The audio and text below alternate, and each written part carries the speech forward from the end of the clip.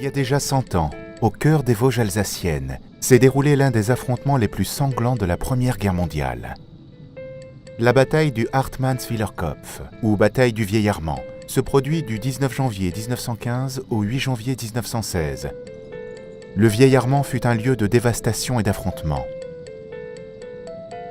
Si vous vous y promenez aujourd'hui, vous serez saisi par le calme et la majesté de ce site, environné par une nature belle et généreuse, de forêts et de prés peuplés de gibier et d'oiseaux chantants.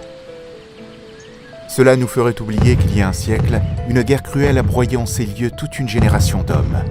25 000 soldats y sont tombés, dont certains reposent dans l'ossuaire, où près de 12 000 corps de soldats inconnus ont été regroupés. À l'image de la souscription nationale qui avait été lancée pour la construction du monument national il y a plus de 80 ans, nous souhaitons vous associer à la construction du nouvel historial franco-allemand de la Première Guerre mondiale. Les travaux s'achèveront à l'été 2017. 80 ans plus tard, ce sera désormais un symbole de paix.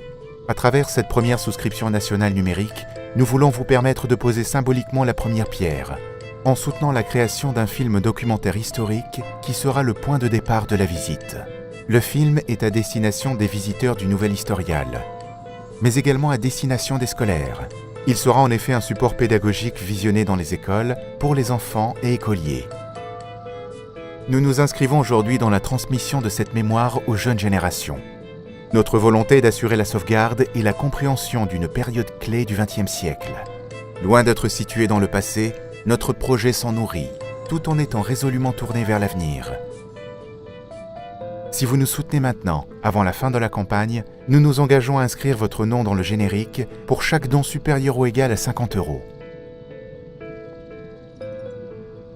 Votre geste compte pour nous et pour nos héros d'hier, mais aussi pour les enfants de demain.